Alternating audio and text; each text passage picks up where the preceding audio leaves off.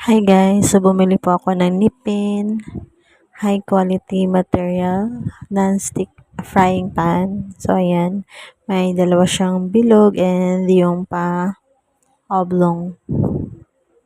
So nabili ko yan guys for only 279 pesos.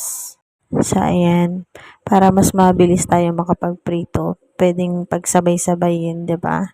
So mas tipid sa gasol, mas tipid sa oras. Kaya ayan, nakapagprito ako ng dalawang sunny side up and yung hotdog. And also, trinay ko rin siya sa pancake. So, isa sa reason kung bakit bumili ako nito is because of pancake. Gusto kong gumawa ng pancake para kay baby. And, in fairness naman dito, kahit mamura siya ay magandang quality niya. So, ayan, mabilis lang din siya makapagluto. Kung gusto nyo, check Yellow Basket.